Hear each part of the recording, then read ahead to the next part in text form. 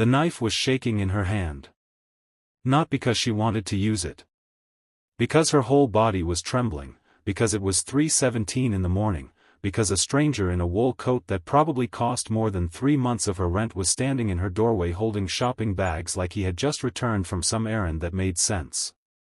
Nothing about this made sense. "I brought the formula," he said.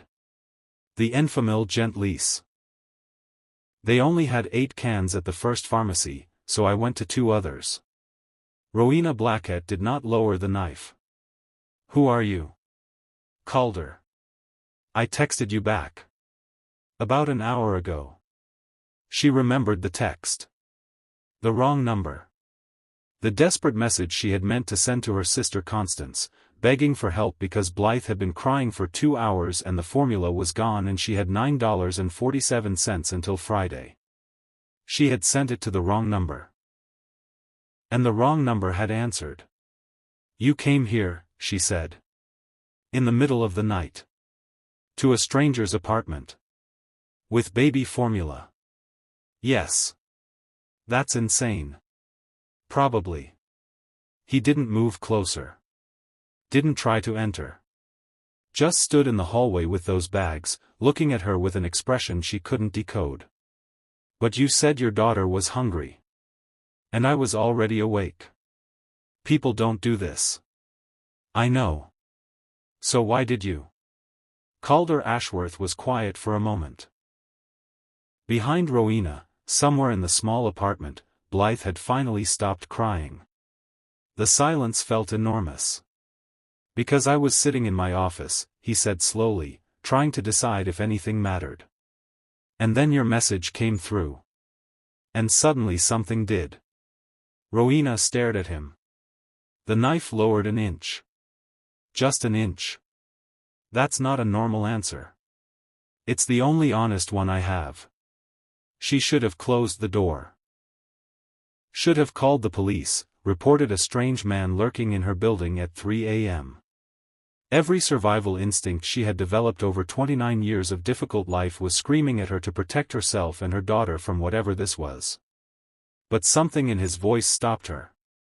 Something hollow and familiar. The sound of someone who had been alone so long they had forgotten what company felt like. She knew that sound.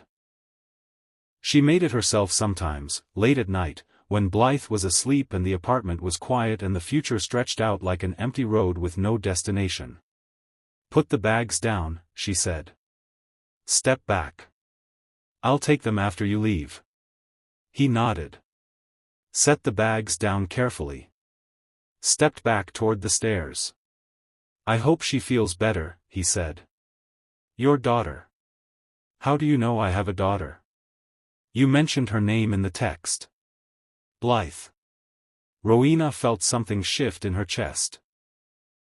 Not trust. Not yet. But the beginning of something that might someday grow into trust, if it was watered carefully. "Thank you," she said. "For the formula. You didn't have to do this." "I know." He paused at the top of the stairs. "That's why I wanted to." Then he descended into the darkness, and she listened to his footsteps fade, and she stood in her doorway for a long time before she finally picked up the bags and brought them inside.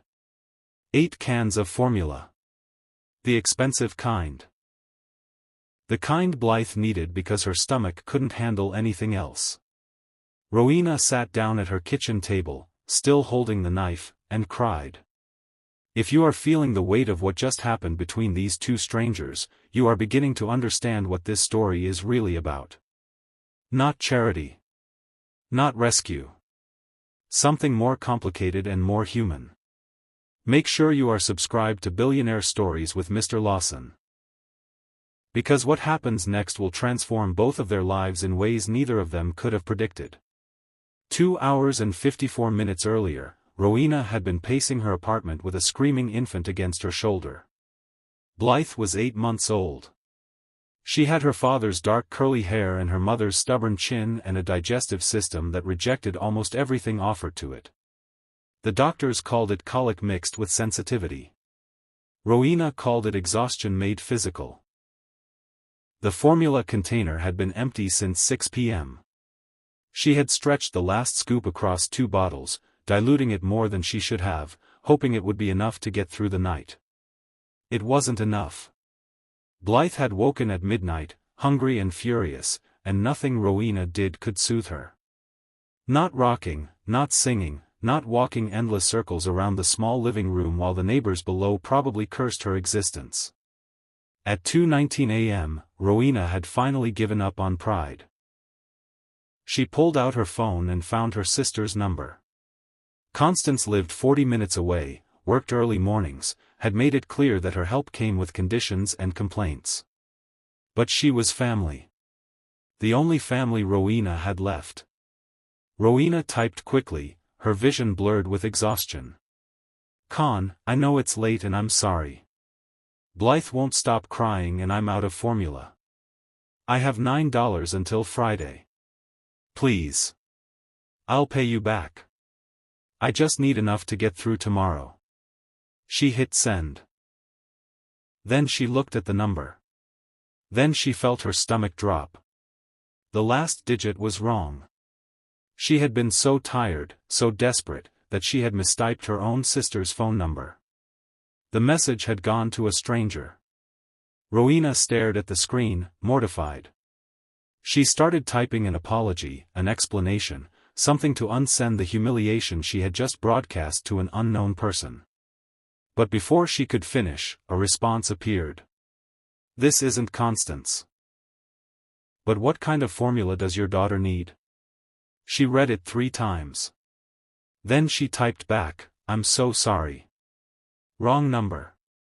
Please ignore. The reply came in seconds, I'm not ignoring it.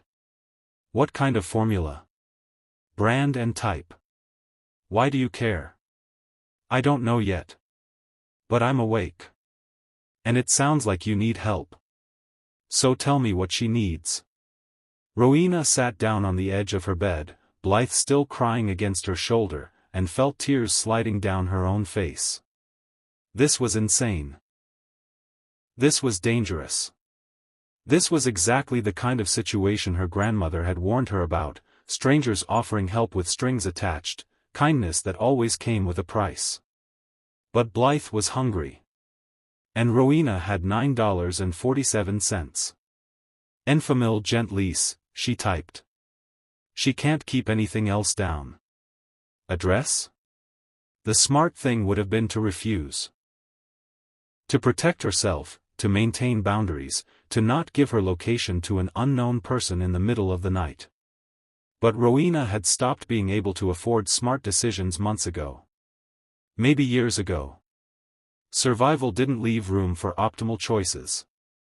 It only left room for the least bad option among terrible ones.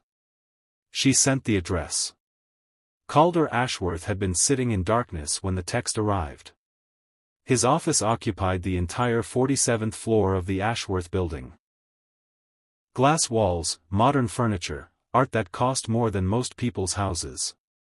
At 2:19 in the morning, all of it was shadows. He hadn't turned on the lights in hours. He was thinking about the bridge.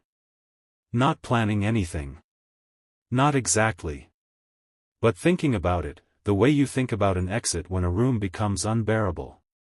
The Baxter Street Bridge was 11 blocks from his building. He had driven past it thousands of times. Had never really looked at it until recently. Now he looked at it often. 3 hours earlier, Calder had attended a gala in his honor. The Ashworth Foundation's annual benefit, celebrating 23 years of charitable giving. 600 guests. Speeches about his vision, his generosity, his legacy. He had stood at the podium and delivered remarks his assistant had written. Had smiled for photographs. Had shaken hands with people who wanted things from him, access, investment, the particular currency of proximity to wealth. He had felt nothing. That was the problem. The nothing. It had been growing for months, maybe years, swallowing everything else until there was no room left for whatever used to make life feel worthwhile. He had built an empire. Ashworth Capital managed $93 billion. His name was on buildings, scholarships, hospital wings. He had achieved every measure of success his father had ever demanded. His father, who had died 18 months ago. His father, who had looked at him from a hospital bed and said, "Don't let it all fall apart, Calder. That's all I ask. Not, I love you. Not, I'm proud of you. Not even, goodbye.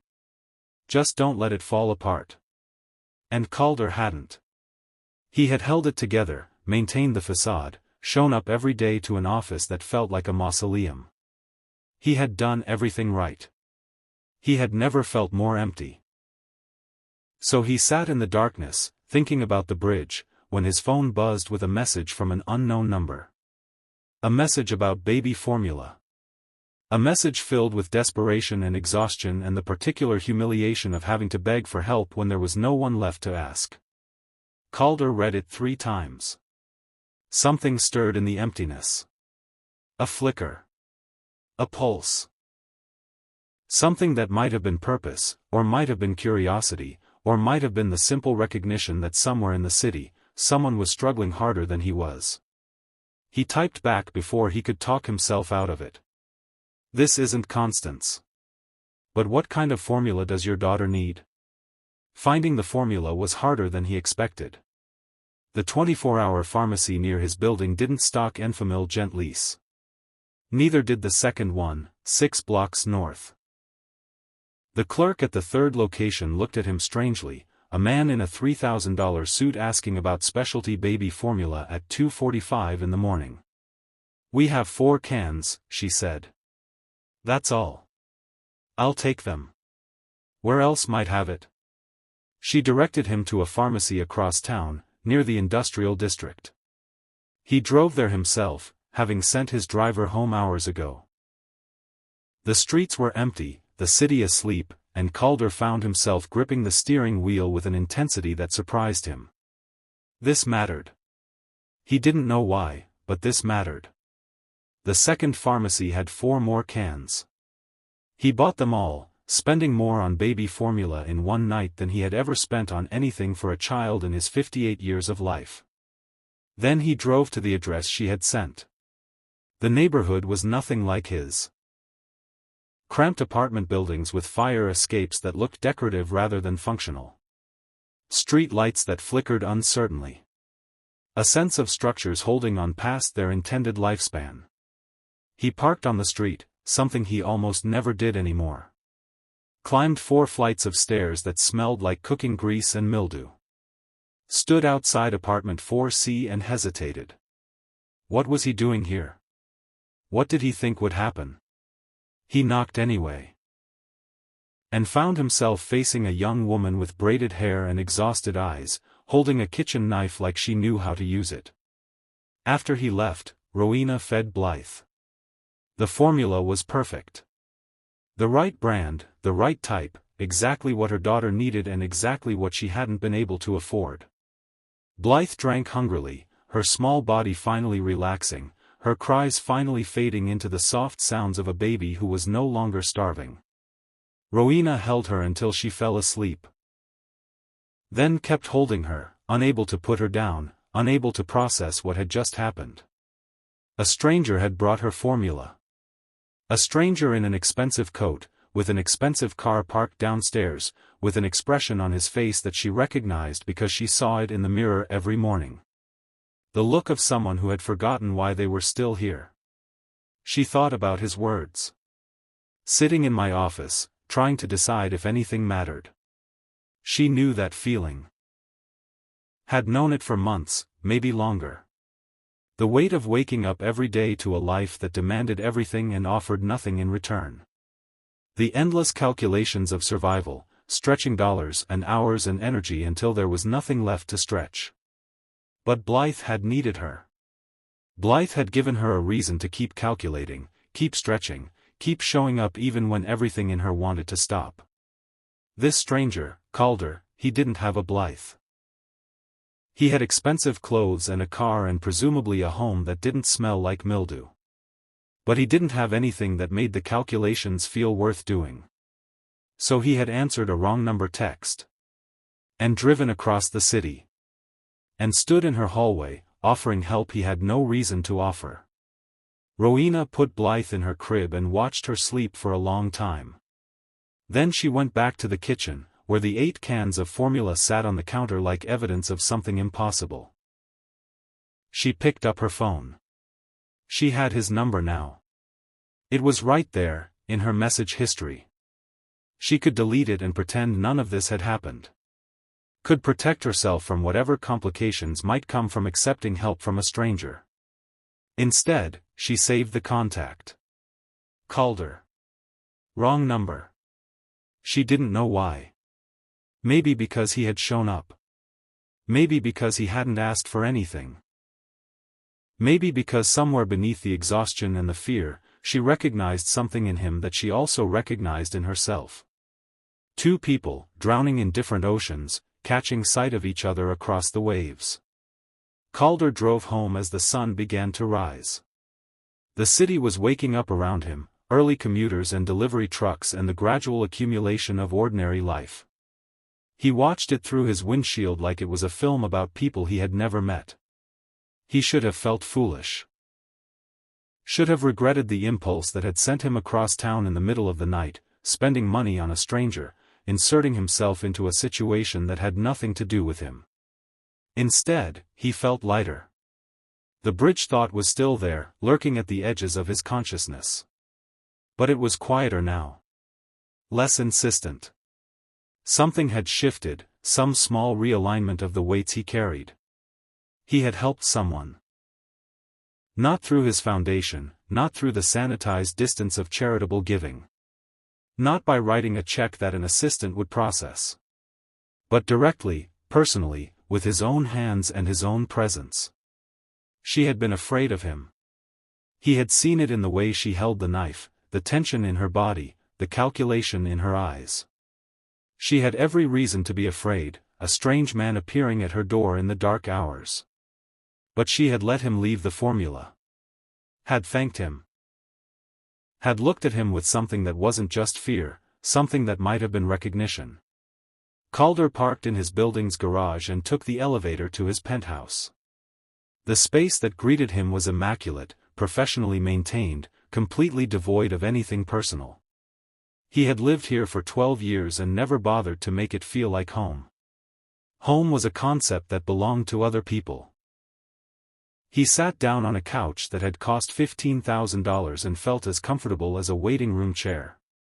He thought about the woman, Rowena, and her small apartment with its flickering lights and its second-hand furniture. She probably had a home. Despite everything, she probably had something real. He wanted to text her. To ask if Blythe was okay, if the formula had worked, if she had managed to sleep. He didn't. She had already taken a risk by giving him her address. He wouldn't push further, wouldn't force himself into her life more than he already had. But he kept his phone close. Just in case. 3 days passed before she texted. Calder was in a board meeting when his phone vibrated. He glanced at it reflexively, expecting the usual stream of messages from assistants and colleagues. Unknown number. Except it wasn't unknown anymore. He had saved her contact too. Rowena. Wrong number. The message was simple. A photograph of a baby sleeping peacefully, dark curls spread across a crib mattress, face relaxed in the particular contentment of infants who are finally fed. Below the photo, 3 words, "She's doing better." Calder stared at the screen. Around him, the meeting continued. Something about quarterly projections, market positions, the endless chess game of high finance. Words that had once commanded his complete attention now felt like static. He typed back, "I'm glad.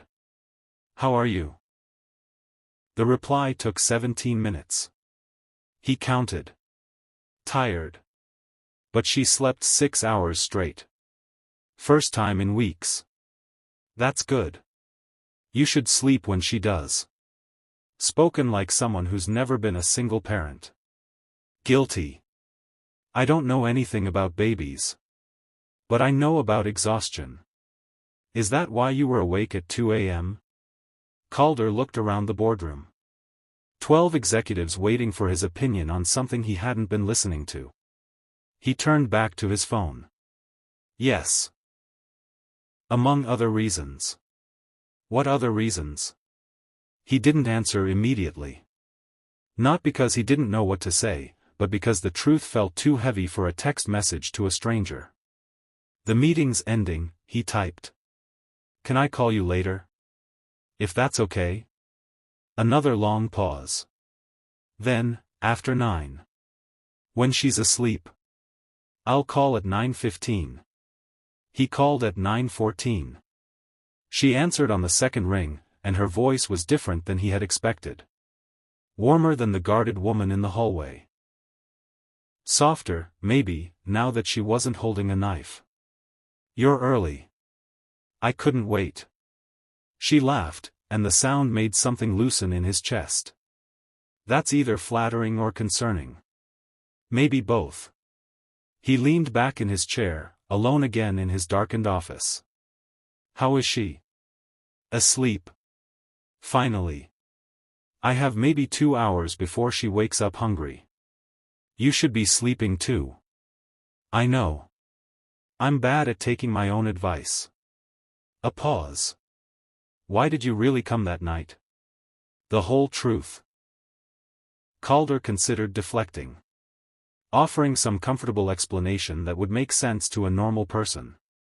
A random act of kindness, an impulse he couldn't explain, the sort of thing wealthy people did sometimes to feel good about themselves. But she had asked for the whole truth. I was in a bad place, he said slowly. Had been for a while. That night, I was sitting in my office, and I couldn't remember the last time anything had mattered. The last time I had felt anything that wasn't just going through motions. And then I texted the wrong number. And then you texted the wrong number.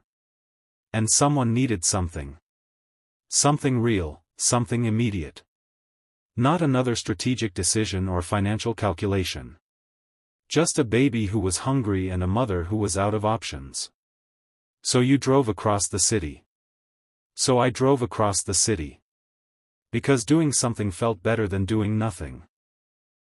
Because for the first time in months, maybe years, there was something I could actually help with. Rowena was quiet. He could hear her breathing, soft and steady, thinking about what he had said. That's the saddest thing I've ever heard, she said finally. Sadder than running out of formula with $9 in your account? Different kind of sad. Yours is the kind that doesn't have an obvious fix. Mine, at least, could theoretically be solved with money. Yours can't be solved with money. No. I know. I've tried. Another pause. Longer this time. Can I tell you something? She asked. Anything. When you showed up at my door, I thought you were dangerous. Rich man, middle of the night, too good to be true story about wanting to help. I was ready to stab you if you took one step inside. I noticed the knife. But then you said that thing. About sitting in your office, trying to decide if anything mattered. And I. She took a breath. I recognized it. Not the office part. But the feeling. The wondering why you're still doing any of it when none of it seems to mean anything. You feel that too? Every day. Sometimes every hour. Her voice cracked slightly. Blythe is the only reason I get up in the morning. Without her, I don't know what I would do. She's your reason. She's my whole reason. And that's terrifying, because what happens if something goes wrong? What happens if I can't take care of her? What happens if I fail at the one thing that matters? You won't fail. You don't know that. No. But I know that anyone who would send a desperate text for formula money, swallowing all that pride, accepting help from a stranger, that's not someone who fails. That's someone who fights. Even when fighting feels impossible. Silence stretched between them. But it wasn't uncomfortable. It felt like the silence between people who were learning to trust each other, finding their way through unfamiliar territory. I should sleep, she said eventually. Before she wakes up. You should. Can we talk again? Tomorrow, maybe? Yes. Whenever you want. Okay. A pause. Calder? Yes? Thank you. Not just for the formula. For being honest. For not pretending to be something you're not. You're welcome. And Rowena? Yes? Thank you too. For answering. For not just deleting my number. I almost did. Why didn't you? Because you showed up. Nobody shows up anymore. But you did. She hung up, and Calder sat in his dark office for a long time, the phone still warm in his hand, feeling something he hadn't felt in 18 months. Hope. The texts became regular after that. Not constant, not the breathless exchange of people newly infatuated.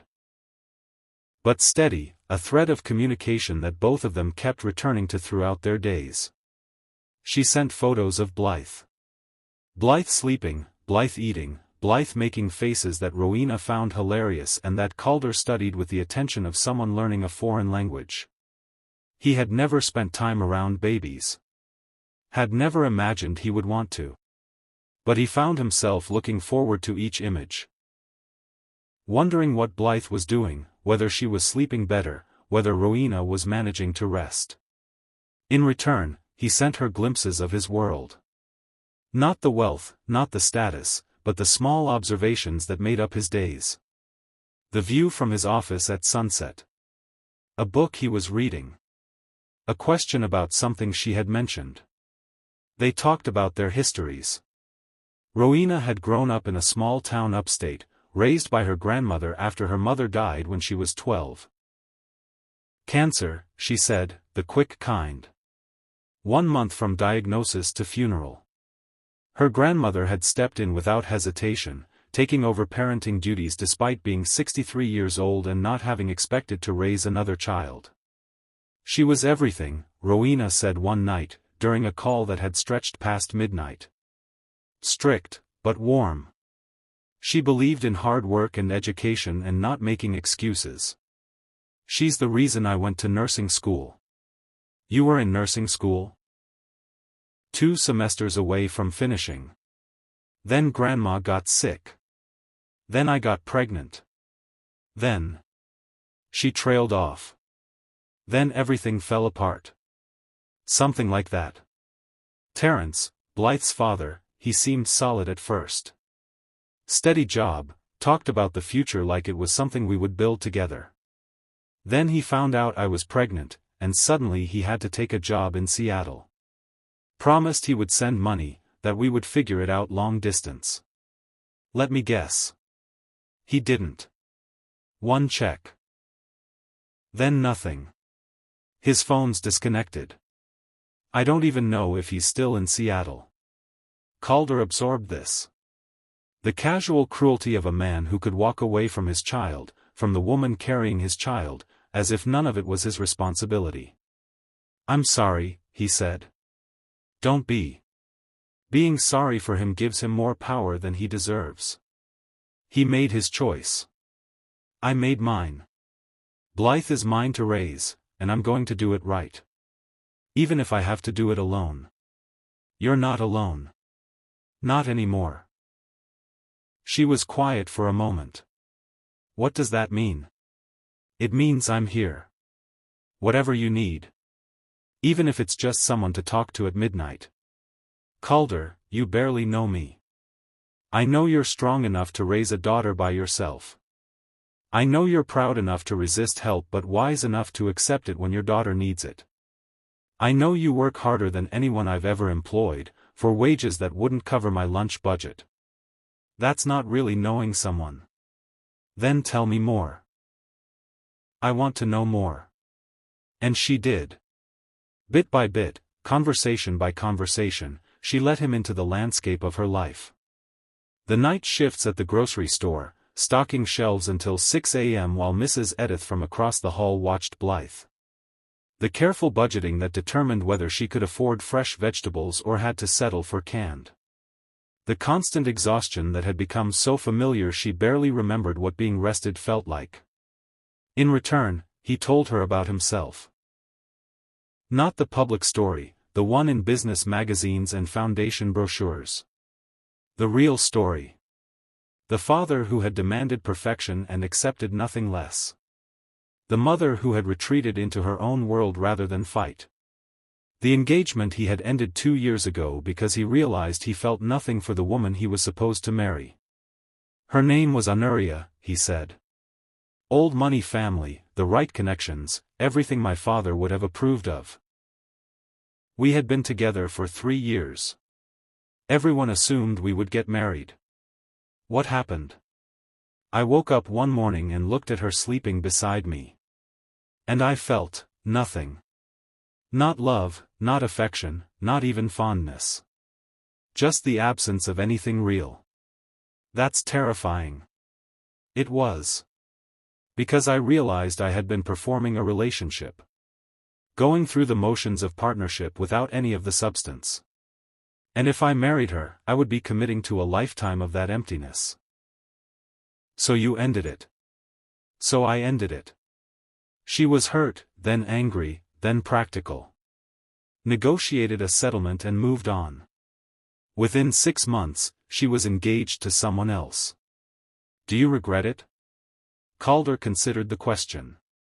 No. I regret that I wasted 3 years of her life. I regret that I wasn't honest with myself sooner. But ending it was the right thing. Even if it left me more alone than I had ever been. And then your father died. And then my father died. And I inherited everything he had built. And I spent 18 months asking myself why any of it mattered. Does it matter now? He was quiet for a long moment. More than it did. Because of you. If you are beginning to see what is forming between these two people, you understand that this story is about more than a wrong number text. It is about two people discovering that connection is possible even across impossible distances. Make sure you are subscribed to Billionaire Stories with Mr. Lawson. Because what comes next will test everything they are building. The first time they met in daylight was a Saturday in October. Calder had asked if he could see her. Not at her apartment, not under the cover of darkness that had characterized their first encounter. In public, in daylight, like normal people getting to know each other. I don't have childcare, she had said. Bring Blythe. You want to meet her? In person? I want to meet both of you. Properly. Like I should have from the beginning. They agreed on a park near her apartment.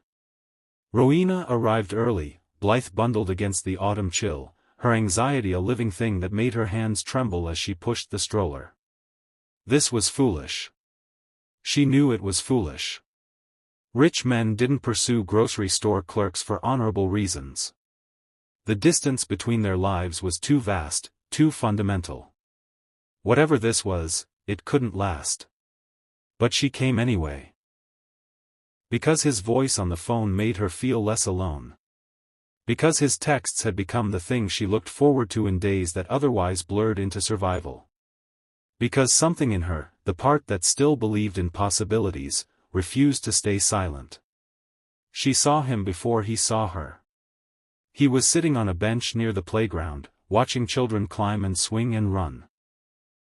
His clothes were simpler than what he had worn that first night, a sweater and jeans that probably still cost more than her weekly paycheck but at least looked like an attempt at ordinary. He was holding 2 cups of coffee. Then he turned and saw her, and his face changed.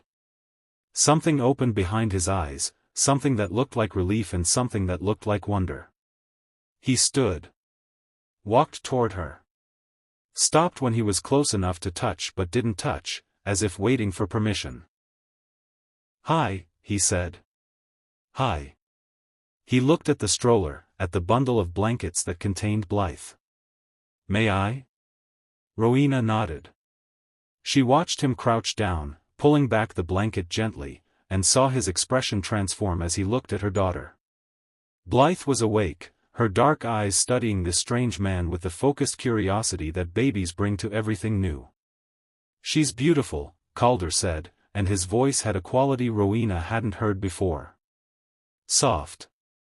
Wondering. She looks exactly like you. Everyone says she looks like her father. Then everyone is wrong. She has your eyes. The way you look when you're deciding whether to trust someone. Rowena felt tears threatening. She blinked them back. Calder straightened, holding out one of the coffee cups. I didn't know how you take it, so I guessed. Medium roast, 2 sugars, a little milk. She took the cup, their fingers brushing. How did you guess? You mentioned once that you like your coffee sweet because the rest of life is bitter enough. She had said that.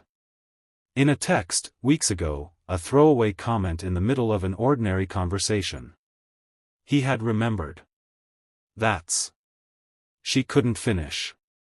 Too much. No. It's exactly right. They walked through the park as the afternoon light turned golden and the autumn leaves crunched beneath their feet. Blythe babbled in her stroller, occasionally reaching for things that caught her attention. And Calder listened to Rowena talk about her life with an attention that felt like being held. Can I ask you something? She said eventually. Anything. That night. When you texted me back. You said you were trying to decide if anything mattered. She stopped walking, turning to face him. What were you actually deciding? Calder was quiet for a long moment. The park sounds continued around them, children playing, dogs barking, the ordinary symphony of weekend life. Whether to keep going, he said finally. Or not. Not as in. Not as in not. He met her eyes. There's a bridge. 11 blocks from my office. I had been thinking about it for weeks. That night, I was trying to make up my mind. Rowena felt cold that had nothing to do with the autumn air. And then I texted the wrong number. And then you texted the wrong number. And suddenly there was something to do. Somewhere to go. Someone who needed something I could actually provide. He took a breath. You saved my life, Rowena. That night. You didn't know it, but you did. She didn't know what to say. The weight of what he had just told her pressed against her chest. I didn't do anything, she whispered. I just needed formula. You needed help. And you asked for it. Even though asking was humiliating and terrifying and everything and you probably wanted to handle it alone. He stepped closer.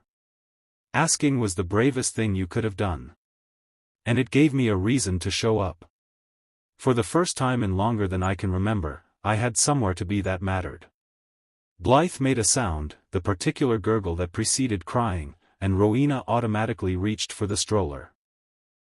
But the sound faded, replaced by curious babbling as Blythe discovered her own fingers. She likes you, Rowena said. How can you tell?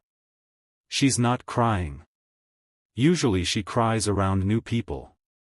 Calder looked at the stroller with an expression that might have been wonder. I've never been liked by a baby before.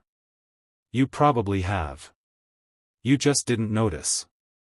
I've never noticed babies before. They existed in a category of things that didn't apply to my life. He glanced at her. A lot of things existed in that category. I'm starting to think I had the categories wrong. They kept walking. The sun continued its descent. And somewhere between the playground and the path around the pond, Rowena felt something shift. Not quite trust. Not quite love.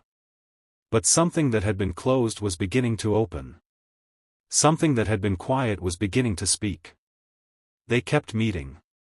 Saturdays at the park became Sundays at a cafe near her building. Then Tuesday evening calls while Blythe slept.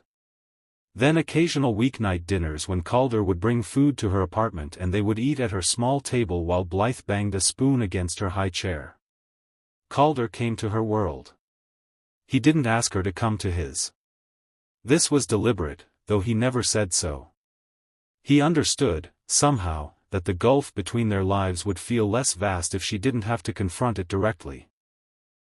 Meeting him in penthouses and boardrooms would remind her of everything she didn't have. Meeting him in parks and small apartments let them exist on territory that felt more equal. He learned how to hold Blythe.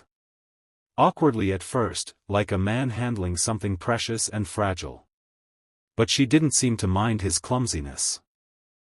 "She's warming up to you," Rowena observed one evening. "I'm warming up to her too." Calder looked down at the baby in his arms. "I never thought I would want children. My father made the whole concept seem like a burden.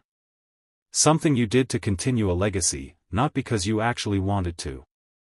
And now? Now I watch you with her, and I see what it's supposed to be. Love without agenda. Care without calculation. Something that isn't about what you get back." Rowena was quiet for a moment. "You really never had that? Growing up? My father loved his company. My mother loved her distance. Whatever they felt for me was filtered through those priorities." He shifted Blythe to his other arm. "I used to think that was normal. That every family was transaction and performance. It wasn't until I got older that I realized some people had something different." "Something different like what?" "Like warmth. Like showing up without expecting anything.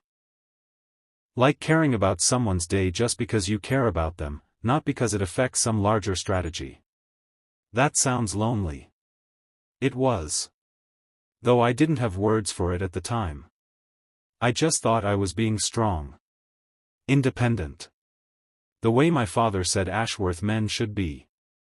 Rowena reached over and touched his arm. A small gesture, brief and warm. "You're not that anymore," she said.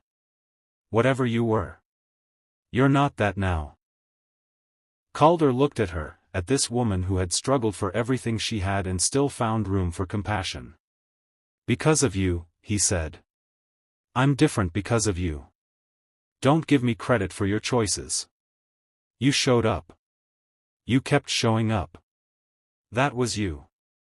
But I wouldn't have known to show up if you hadn't texted the wrong number." She smiled, and the sight of it made something warm bloom in his chest. "Then I guess we saved each other," she said. The package from the law firm arrived on a Thursday. Rowena was at work when her phone buzzed with a text from Mrs. Edith. "Legal papers delivered." Messenger said urgent. She spent the rest of her shift distracted, worried. Legal papers meant trouble. Court summons, maybe. Or something from Terence, finally surfacing to complicate her life in new ways. She got home at 6:30 a.m., exhausted and anxious. The package was sitting on her kitchen table where Mrs. Edith had left it. A thick manila envelope with a law firm's return address. Desmond Price, Esquire. A name that meant nothing to her. She opened it with shaking hands. Inside was a stack of documents she didn't fully understand. Legal language about trusts and beneficiaries and educational funds. Numbers that made her eyes widen. Terms and conditions that seemed to offer her everything she had ever needed. Childcare. Covered. Nursing school. Covered. Living expenses for the next 3 years. Covered. All of it in her name. All of it anonymous. Except it wasn't anonymous. Not really. Because there was only one person who could have arranged this. Only one person who knew exactly what she needed and had the resources to provide it. Rowena sat at her kitchen table for a long time, staring at the papers. Then she picked up her phone and called Calder. He answered on the first ring. "Good morning. How was your shift? Did you set up a trust fund in my name?" Silence. Calder. Answer me. More silence. Then, carefully, I wanted to help. You wanted to help. Her voice was ice. You wanted to help, so you hired lawyers and established trusts and made decisions about my future without even asking me? It wasn't about control. It was about removing obstacles. You could finish your degree, take care of Blythe properly, actually build the life you deserve. That I deserve? Who are you to decide what I deserve? Who are you to arrange my life like it's a business deal? Rowena, please. Do you know what this feels like? Do you have any idea? She was crying now, angry tears streaming down her face. I finally started believing this was real. That you saw me as an equal, not a project. And then I find out you've been managing me. Solving me. Like I'm a problem your money can fix. That's not. Everyone has a price. That's what I told you the first night. And you said there was no price, no strings. But this. She waved at the papers she couldn't see through her tears. This is a string. This is the biggest string there is. Because now I'm supposed to be grateful. Now I'm supposed to accept your generosity and remember forever that I owe you everything. I don't want you to owe me anything. Then why didn't you ask? Why didn't you talk to me, explain what you were thinking, give me a choice? Calder was quiet. When he spoke again, his voice was subdued. Because I didn't know how. Because my whole life, solving problems has meant taking action, making decisions, implementing solutions. I don't know how to help without managing. Without controlling. That's not help. That's colonization. You're colonizing my life because you think you know better than I do. I don't think I know better. You do. You absolutely do. Because if you respected my judgment, you would have asked. You would have included me. You would have treated me like a partner instead of a case file. The silence stretched between them, heavy and painful. What do you want me to do? Calder asked finally.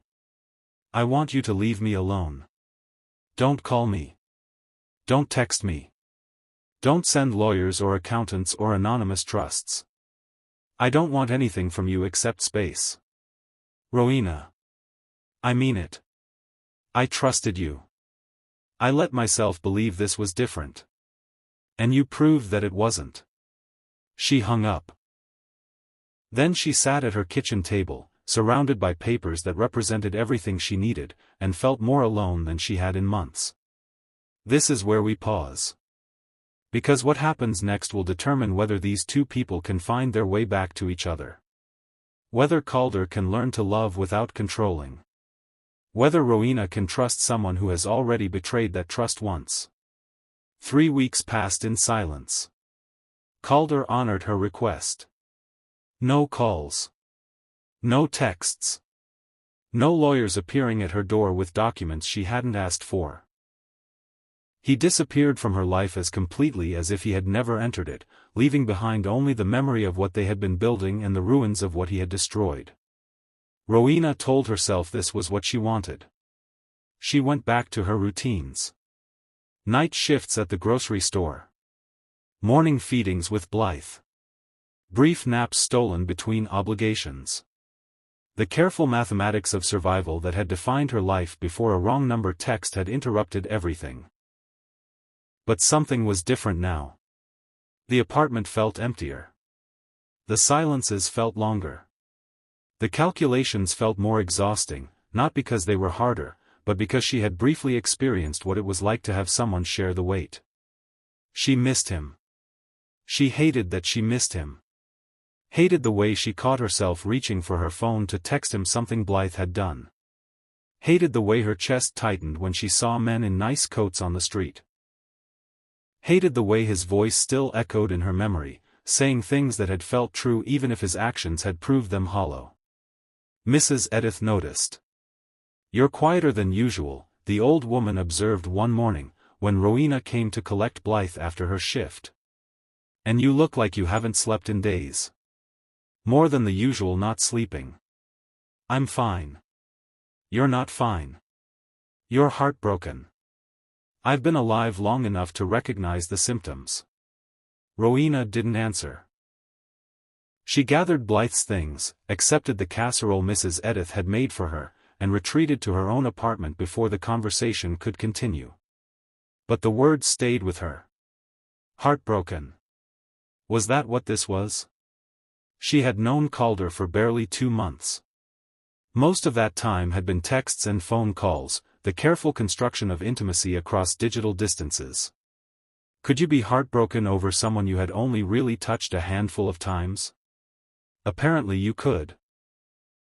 Because her heart felt broken. Cracked open and leaking something she couldn't name. And no amount of telling herself she had made the right choice could make the ache go away. Calder, meanwhile, was doing something he had never done before. He was in therapy. The decision had come 3 days after Rowena's phone call. He had been sitting in his office, staring at walls that felt like they were closing in, when his assistant Marguerite had knocked on his door. "Your 2 o'clock is here, Mr. Ashworth." "Cancel it." "Sir, it's the Pemberton acquisition. They've flown in specifically to." "Cancel it. Cancel everything. I need," he stopped, not knowing what he needed. Only knowing that he couldn't keep doing what he had been doing. Marguerite, who had worked for him for 11 years and had never seen him like this, did not argue. She simply nodded and closed the door. An hour later, Calder was on the phone with a therapist whose name he had found in a discreet directory for executives who couldn't afford to have their struggles become public knowledge. "I don't know how to be a person," he said, when the therapist asked what had brought him in. "I know how to be a CEO. I know how to manage, strategize, optimize. But I don't know how to be someone that another person could actually love." "Tell me more about that," the therapist said. And he did. Over the next 3 weeks, Calder talked more honestly than he had talked in his entire life. About his father, whose approval had been a currency he could never earn enough of. About his mother, whose emotional absence had taught him that warmth was something other families had. About Honoria, whom he had been with for 3 years without ever really seeing her. And about Rowena. "I wanted to help her," he said, in their 4th session. "She was struggling with things my money could fix. So I fixed them. Without asking. Without considering that she might have opinions about her own life." "Why do you think you did it that way?" "Because that's how I solve problems. I identify obstacles and remove them. I don't consult. I don't collaborate. I just act." "And how has that approach worked in your personal relationships?" Calder was quiet for a long moment. "I don't have personal relationships," he said finally. "I have transactions. People I pay. People who want things from me. People who perform affection because it benefits them." But Rowena was different. Rowena was different. She didn't want anything from me. She was suspicious of my help from the beginning. And instead of respecting that suspicion, I proved her right. I became exactly what she was afraid of. A rich man who thought he knew better than she did. "Yes. So what do you want to do about it?" Calder stared at the ceiling of the therapist's office, at the careful neutral decor designed to put anxious executives at ease. "I want to learn how to be different," he said. "I want to understand why I default to control instead of connection. I want to be someone who asks instead of assumes. Who includes instead of manages. That's a significant change. I know. It will take time. I know that too. And there's no guarantee she'll take you back, even if you do change." Calder closed his eyes. "I know. But I have to try anyway. Because the alternative is going back to who I was before. And I can't do that. I won't survive it." The text came on a Tuesday, at 2:47 a.m. Rowena was awake, feeding Blythe in the dim light of her bedroom, when her phone buzzed with a message she hadn't expected. Calder. Wrong number. She stared at the screen for a long moment before opening it. Blythe said her first word today. It was a man. She keeps pointing at the door and saying it. Rowena felt her throat tighten. She had been teaching Blythe words for weeks. Mama. Bottle. More. But Blythe's first clear word hadn't been any of those.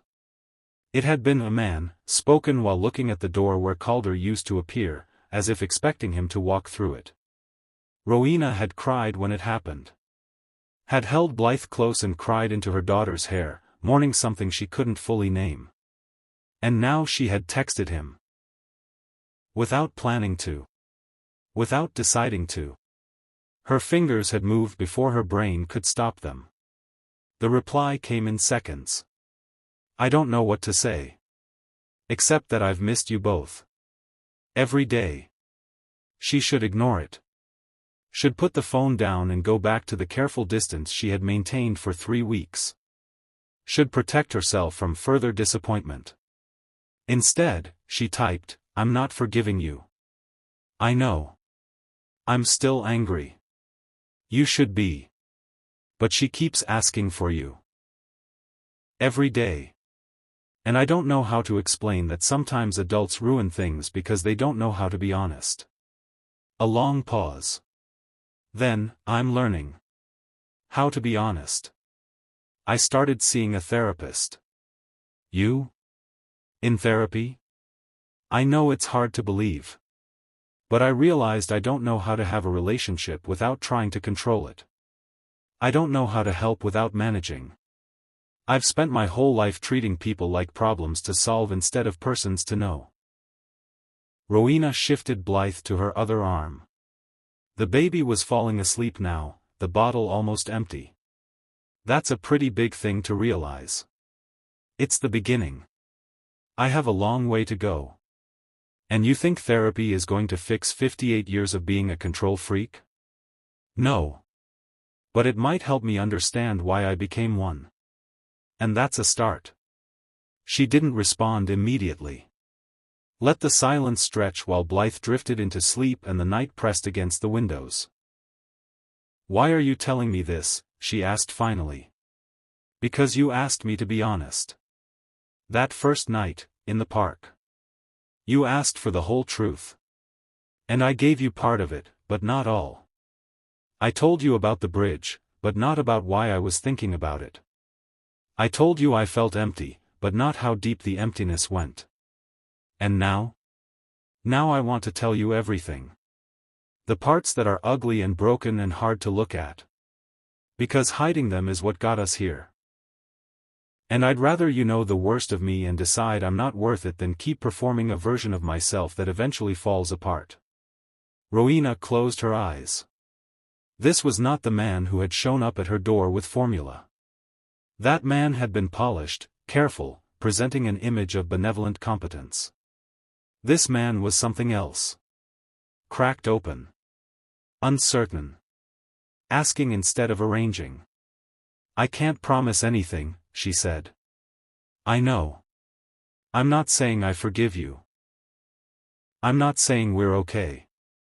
I understand. But Blythe misses you. And maybe. She took a breath. Maybe I miss talking to someone who doesn't fall asleep when I do. I don't sleep much either. Still. Then we can be insomniacs together. Just talking. Nothing more. Whatever you're willing to give. I'll take. She put Blythe in her crib and climbed into her own bed, the phone still warm in her hand. Tell me about the therapy, she said. Tell me what you're learning. And he did. The conversations resumed. Slower now. More careful. Calder told her things he had never told anyone. About the night his father had collapsed at the office and died before the ambulance arrived. About standing at the funeral, accepting condolences, feeling nothing except the terrifying absence of feeling. About the months that followed, when he had run the company on autopilot while something inside him quietly shut down. "I thought grief was supposed to hurt," he said one night. "But I didn't hurt. I just stopped. Like someone had turned off a switch I couldn't find."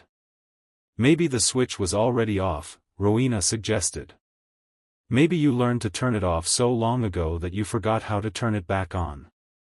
"That's what my therapist says." "Smart woman." "Man, actually.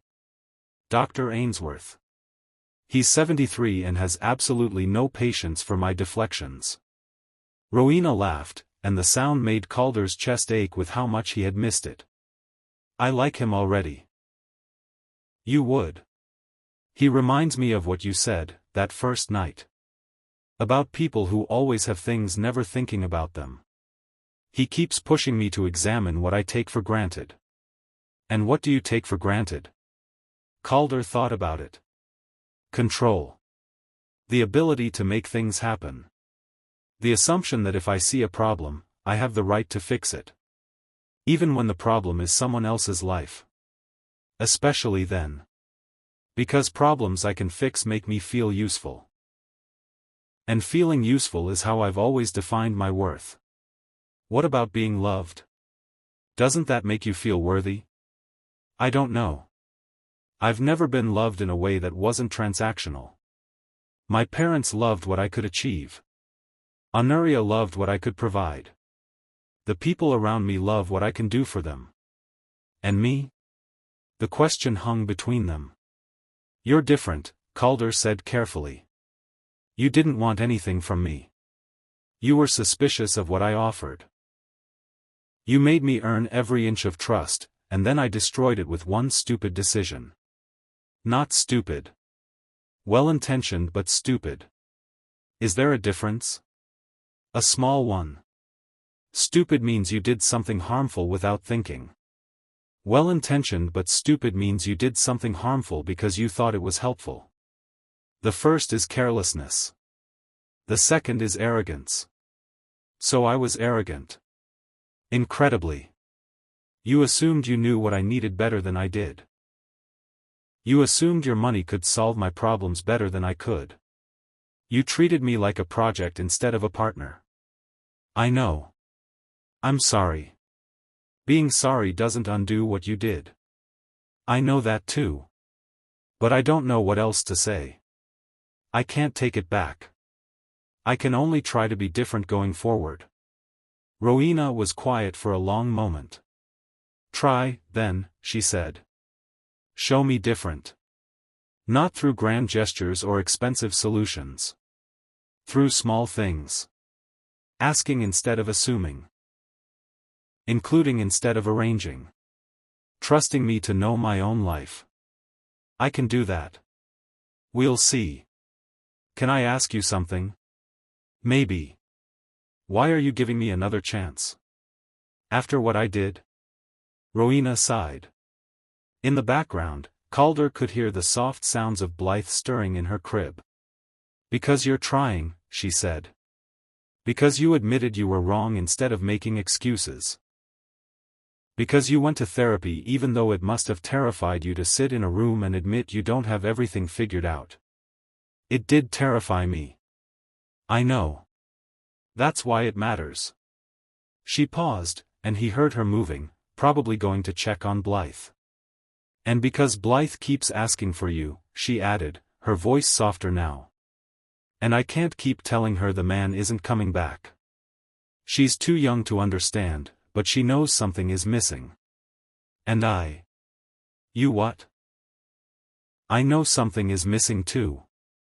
If you are feeling the shift in this story, the careful rebuilding of something that was broken, you understand that forgiveness is not a single moment. It is a process.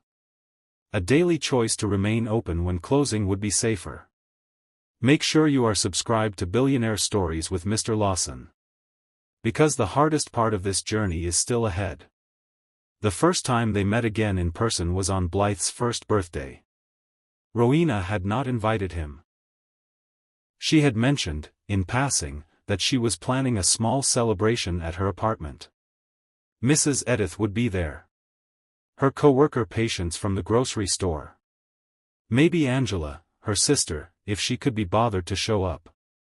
Nothing fancy, she had said. Just cake and some presents and whatever a 1-year-old finds entertaining. Calder had listened, and asked nothing, and said he hoped it was wonderful. Then, on the morning of the birthday, a package arrived.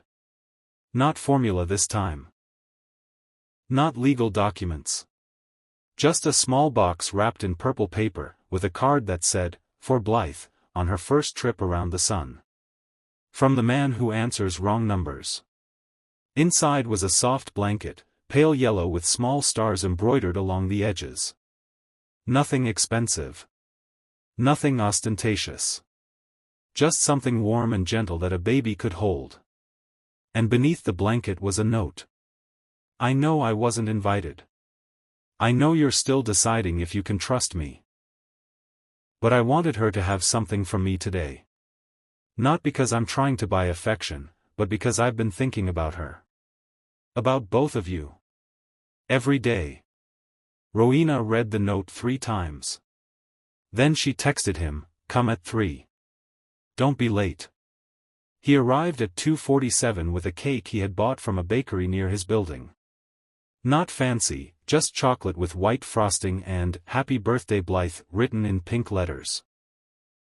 He was wearing clothes she hadn't seen before, casual, normal, the kind of clothes a man wears when he's trying not to stand out. Mrs. Edith answered the door. "You must be the wrong number man," she said, looking him up and down with the particular scrutiny of elderly women who have seen too much to be easily impressed.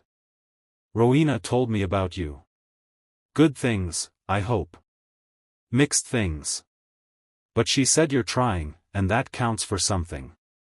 She stepped aside to let him in. "The baby's in the living room. Don't make a fool of yourself." Calder entered the apartment that had become more familiar to him than any space he owned. The second-hand furniture. The careful cleanliness of someone who couldn't afford clutter. The photographs on the walls, mostly of Blythe, a few of an older woman who must have been Rowena's grandmother.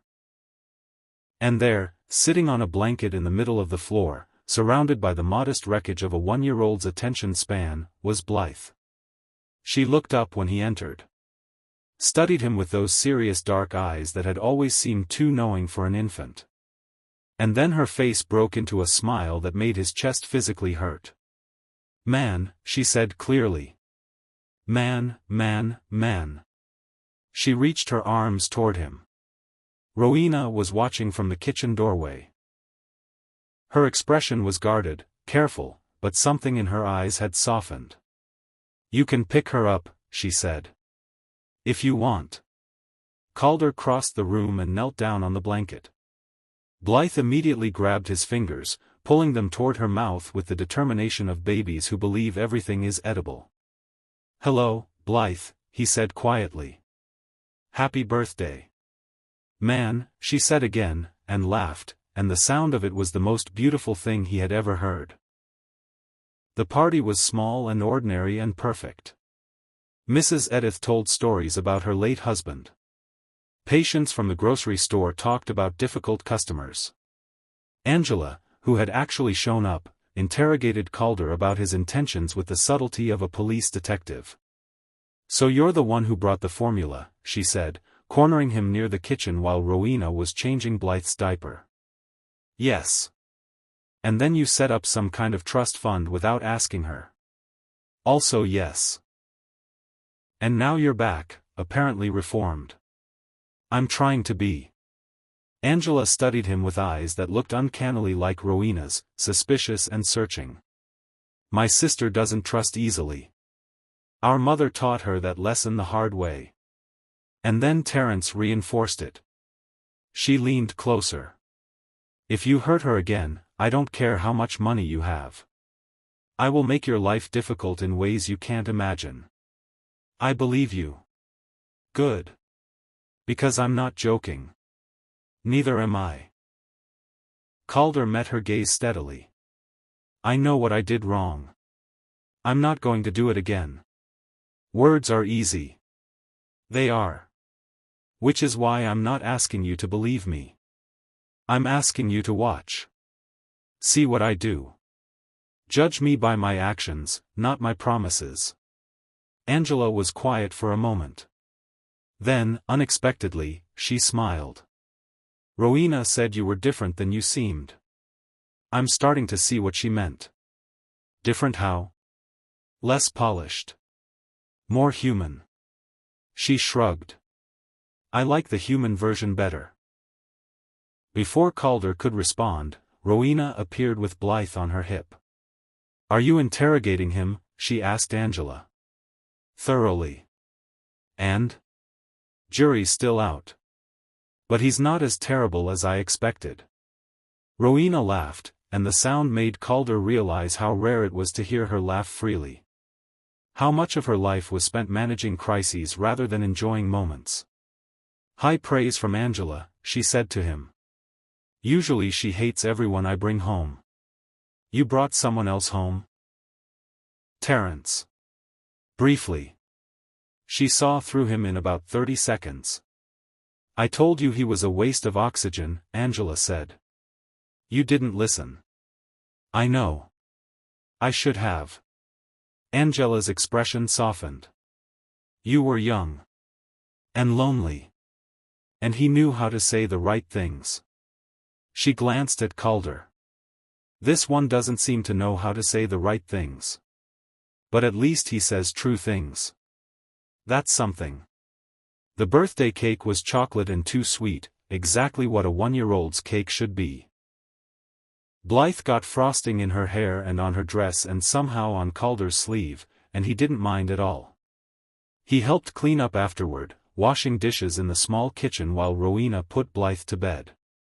When she emerged from the bedroom, everyone else had gone. They stood in the living room together, surrounded by the remnants of celebration. Thank you for the blanket, she said. She fell asleep holding it. I wasn't sure if it was appropriate. After everything. It was perfect. Small and thoughtful and not about money. I'm learning. I noticed. She sat down on the couch, and after a moment, he sat beside her. Not close enough to touch, but close enough to feel the warmth of her presence. Can I ask you something? She said. Always. The therapy. Is it helping? Calder considered the question. Yes. Not in the way I expected. I thought therapy would fix me. Give me strategies, techniques, ways to manage my behavior more effectively. He smiled slightly. Dr. Ainsworth laughed when I said that. Told me I was treating myself like a business problem. And the actual work is harder. It's not about managing behavior. It's about understanding why I behave the way I do. What I'm protecting. What I'm afraid of. What are you afraid of? Being useless. Being rejected. Being found out. Found out how? As someone who doesn't deserve what he has. As someone who succeeded because of circumstances, not merit. As someone who underneath all the competence and control is just empty. Rowena was quiet for a long moment. You're not empty, she said finally. You were never empty. You were just protected. So heavily armored that even you couldn't see what was underneath. And what's underneath? Someone who drives across a city at 3 a.m. to bring formula to a stranger. Someone who sits on the floor at a 1-year-old's birthday party and lets her smear frosting on his clothes. Someone who goes to therapy and admits he doesn't have everything figured out. That doesn't sound like much. It sounds like everything. It sounds like someone who's capable of being present. Of showing up. Of caring about things that can't be quantified or optimized. She reached over and took his hand. Her fingers were warm, slightly rough from work and washing dishes and all the physical labor of single motherhood. I'm not ready to trust you completely, she said. Not yet. Maybe not for a long time. I understand. But I'm willing to try. Slowly. With conditions. What conditions? No more decisions made without asking me first.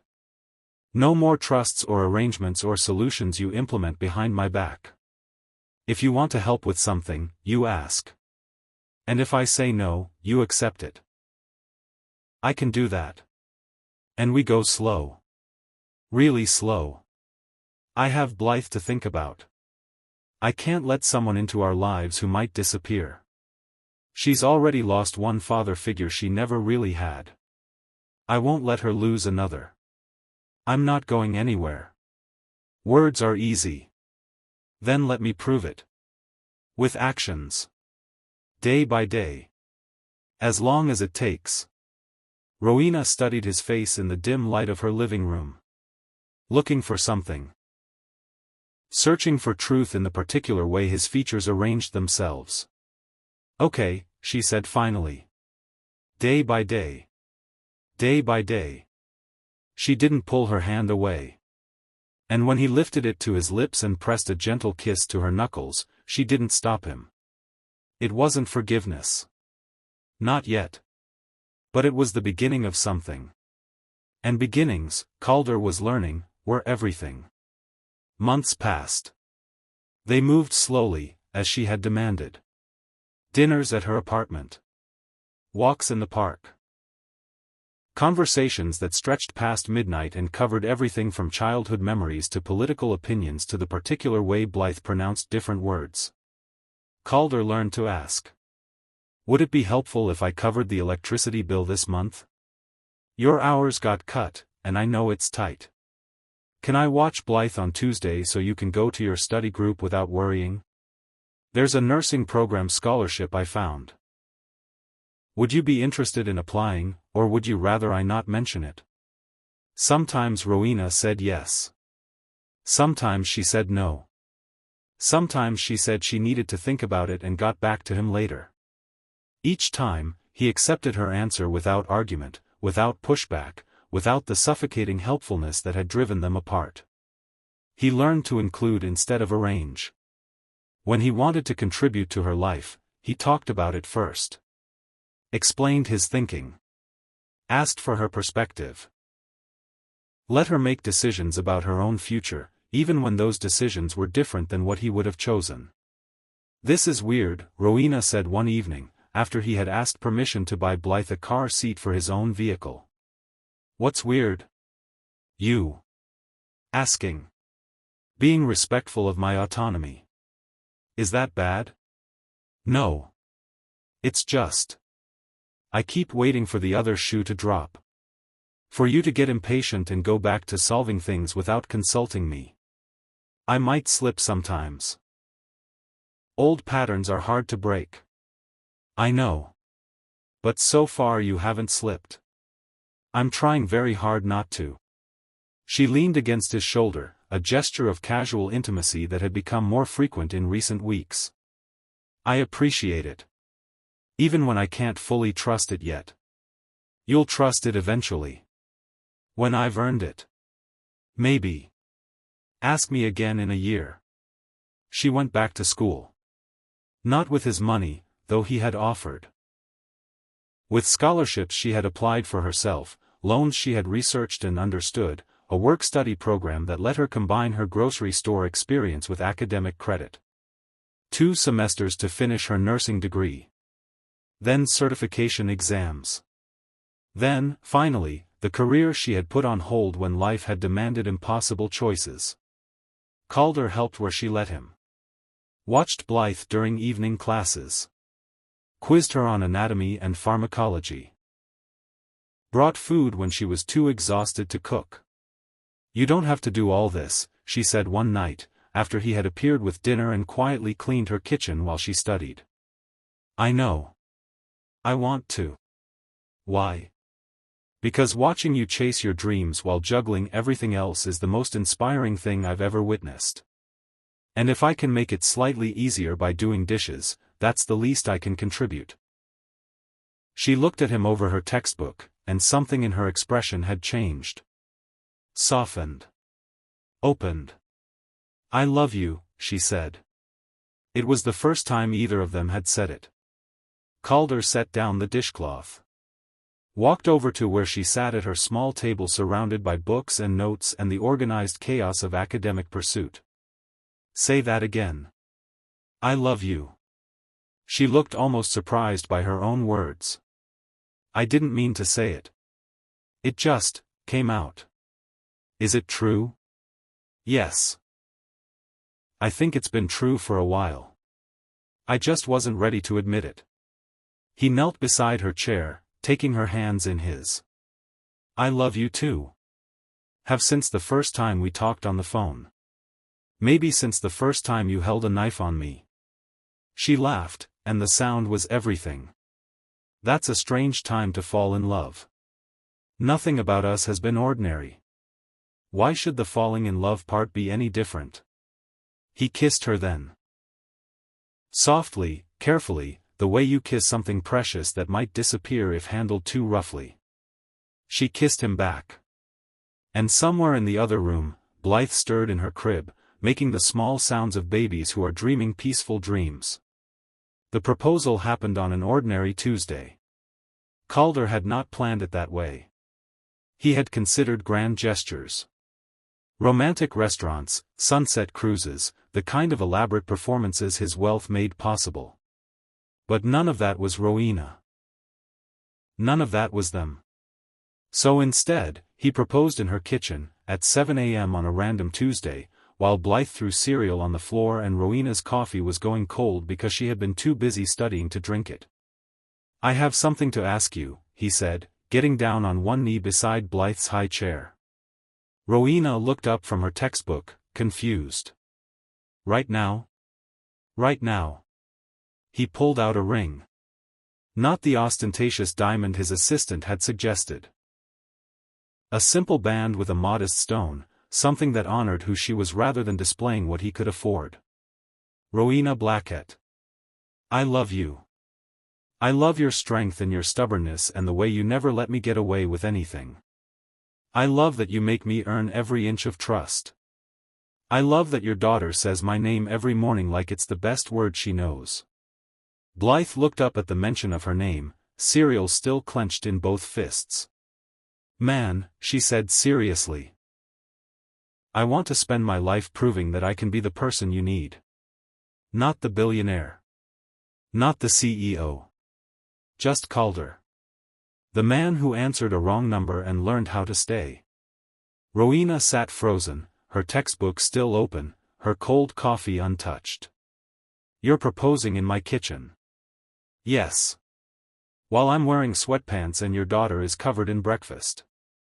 Your daughter. Our daughter. Rowena's eyes filled with tears. You consider her yours? I've considered her mine since the first time she called me man. Maybe before that. Maybe since the first time I held her and she grabbed my finger like she was claiming me. Blythe threw a handful of cereal in his general direction, as if confirming this claim. Marry me, Calder said. Not because you need me, but because we choose each other. Every day. No matter what. Rowena stood up from her chair. Knelt down beside him, so they were face to face on the floor of her small kitchen, surrounded by the beautiful ordinary mess of their life. Yes, she said. You impossible, stubborn, surprisingly wonderful man. Yes. The wedding was small. Not because they couldn't afford otherwise. Calder could have rented castles. But Rowena wanted intimacy over spectacle, meaning over grandeur. 30 guests in a garden at the City Botanical Center. Blythe as the flower girl, toddling down the aisle with the serious concentration of a child who understood that something important was happening even if she couldn't articulate what. Mrs. Edith was there, dabbing at her eyes with a handkerchief she had brought specifically for this purpose. Angela stood as maid of honor, having finally admitted that Calder had proven himself worthy. Patients from the grocery store sat in the back row, still slightly baffled by how her coworker had ended up marrying a billionaire. Dr. Ainsworth came.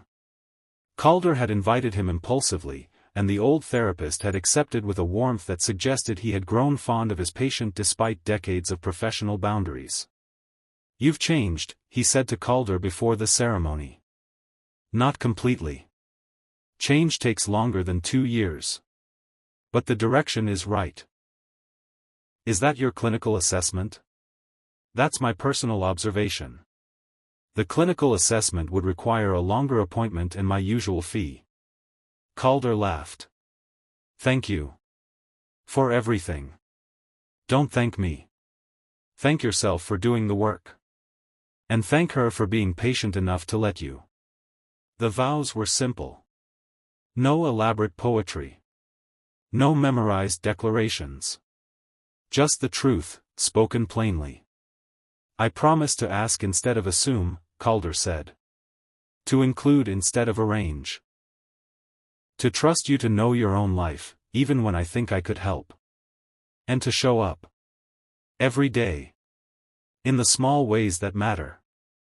I promise to let you in," Rowena said. "To tell you when you're screwing up, which will probably be often. To accept help without feeling diminished by it. And to believe that people can change. Because you proved they can."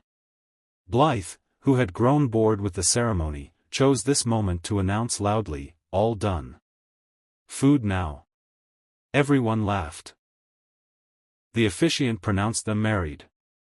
And as they kissed, surrounded by the handful of people who actually mattered in their lives, Rowena felt something she hadn't felt in years. Complete. Not because a man was completing her. But because she had finally found someone who saw her clearly, who loved what he saw, and who was willing to do the work of becoming someone worthy of that love. If you have felt the weight of this journey, the slow rebuilding of trust, the daily choices that add up to a life, you understand that love is not a feeling. It is a practice. A discipline. A series of small actions that accumulate into something that lasts. Make sure you are subscribed to Billionaire Stories with Mr. Lawson. Because the final chapter of this story will show you what it means to build something that endures. Years passed. The first 5 were the hardest. Adjusting to shared life. Learning each other's patterns and triggers and the particular ways they each shut down when overwhelmed. Calder's tendency to fix instead of listen. Rowena's tendency to retreat instead of express. They fought sometimes. About money, about parenting decisions, about the gap between their backgrounds that never fully disappeared. About whether Blythe should attend private school, whether they should move to a bigger home, whether Calder's work habits were compatible with family life. Each fight was a test. And each time, they chose to work through it rather than walk away. Rowena graduated with her nursing degree. Passed her certification exams on the first attempt. Started work at a pediatric clinic where she helped children who reminded her of who Blythe had been. "I understand them," she said one evening, after a particularly difficult shift. "The scared ones. The ones who have already learned that adults can't be trusted. I know what they're feeling because I felt it too. And now you help them feel something different. I try. Sometimes it works. Sometimes the damage is too deep, or the circumstances too impossible. But when it works..." She smiled. When a child realizes they're safe, really safe, for maybe the first time in their life. That's everything. Calder stepped back from day-to-day operations at his company. Gradually, carefully, training lieutenants to handle what he had once controlled personally. He was still the chairman, still the majority shareholder, still consulted on major decisions. But the obsessive grip had loosened. "I don't need it anymore," he told Rowena. "The work used to be all I had. Now I have other things." "Like what?" "Like you. Like Blythe. Like the garden I'm apparently trying to grow even though I have no idea what I'm doing." The garden was a disaster. But he kept at it, learning from failures, accepting help from the landscaper they eventually hired. Learning that some things couldn't be controlled, only cultivated. Blythe grew. From toddler to child to teenager with all the attendant drama and discovery. She called Calder Dad by the time she was 4, having decided unilaterally that this was his title and refusing to be convinced otherwise. "But I'm not your biological father," he had said, confused by the sudden promotion. "So what?" Blythe had looked at him with her mother's stubbornness.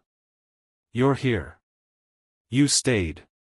That makes you my dad." He had cried. Rowena had pretended not to notice, though she was crying too. When Calder was 73, he started writing letters. Not because anything was wrong. His health was good for his age. He walked daily, ate carefully, did all the things his doctors recommended.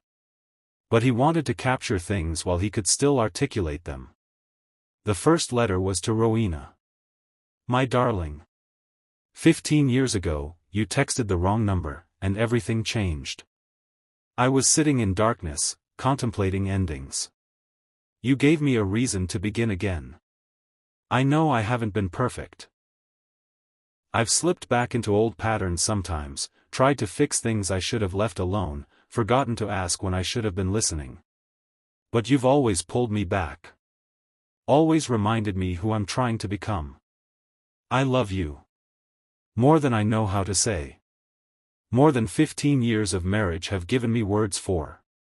You are the best thing that ever happened to me, and I will spend whatever time I have left trying to deserve you." The second letter was to Blythe. "My daughter. Not by blood, but by choice, which matters more. You saved my life before you were old enough to understand what saving meant. You gave your mother a reason to reach out for help, and that reaching out brought me back from a place I might not have returned from. I've watched you grow into someone remarkable.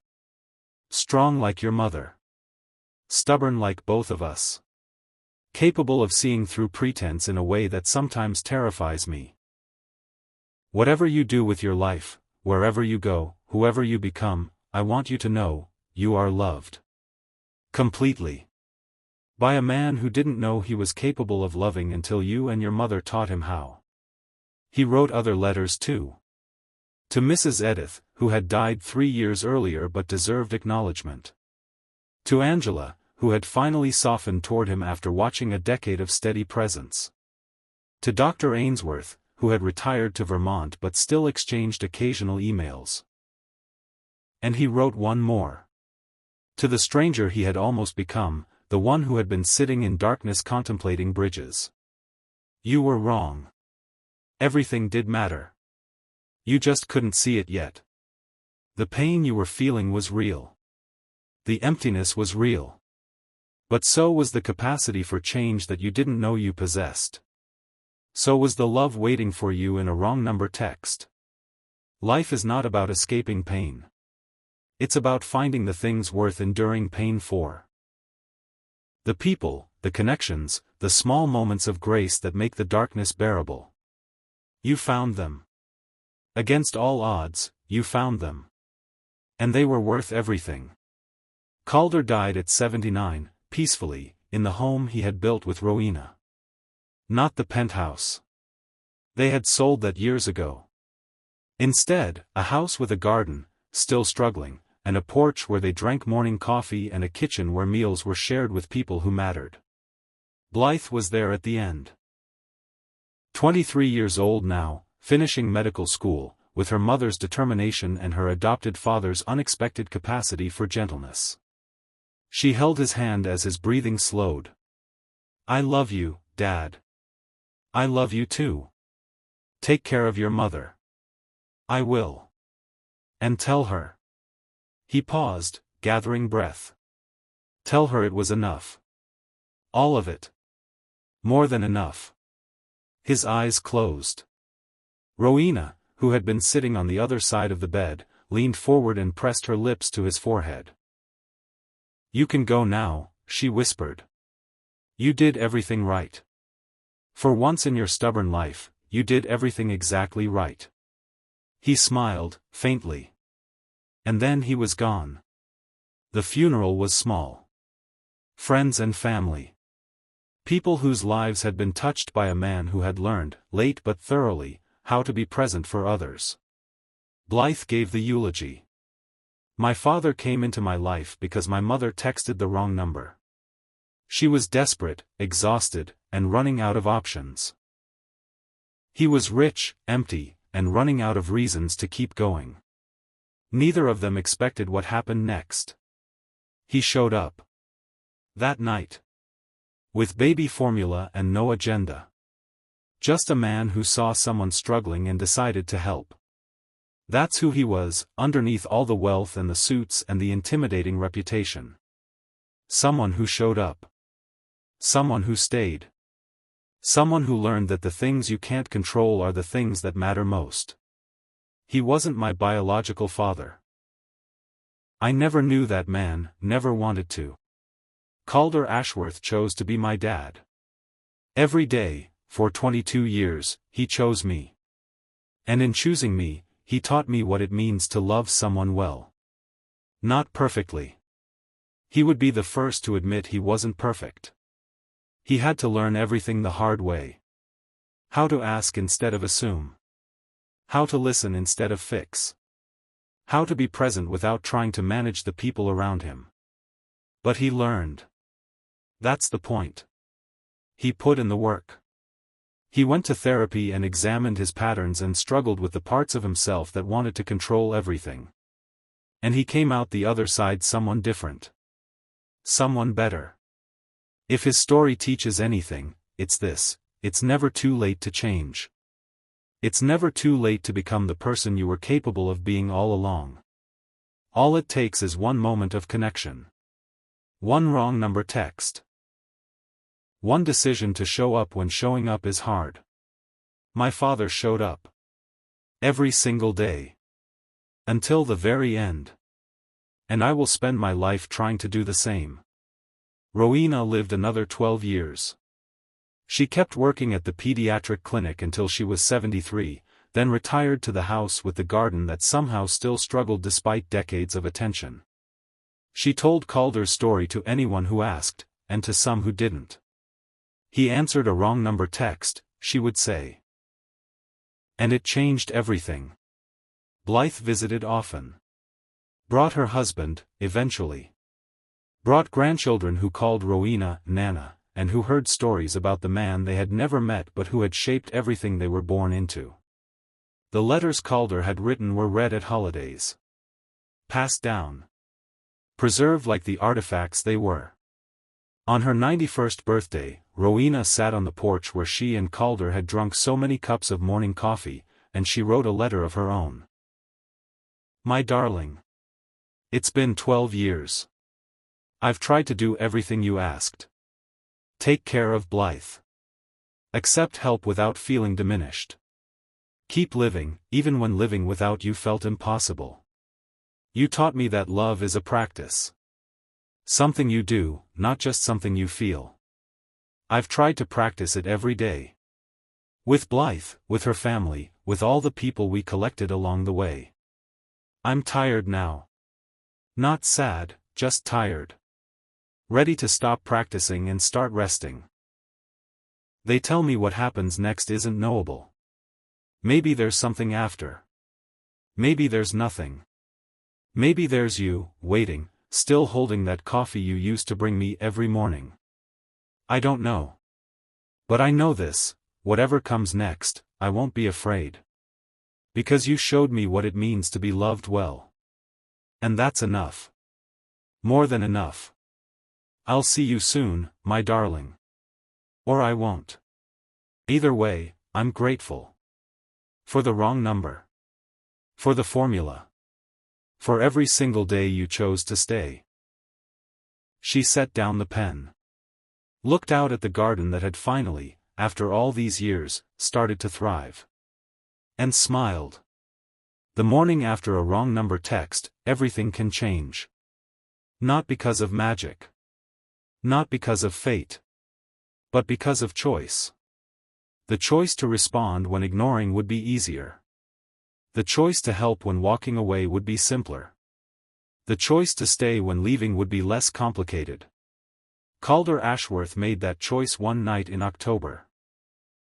A man with everything except meaning. A man sitting in darkness, contemplating endings. And Rowena Blackett, a woman with nothing except her daughter and her courage, gave him a reason to begin again. They built something from there. Something small and ordinary and extraordinary. A family. A life. A practice of love that lasted until the end and beyond. It started with a wrong number. It ended with everything that matters. This has been Billionaire Stories with Mr. Lawson. Thank you for staying with this story. For feeling what these two people felt. For believing, maybe, that connection is possible even across impossible distances. Somewhere in your life, there is a wrong number waiting. A stranger who needs something you can provide. A moment of connection that could change everything. The question is not whether they exist. The question is whether you will answer.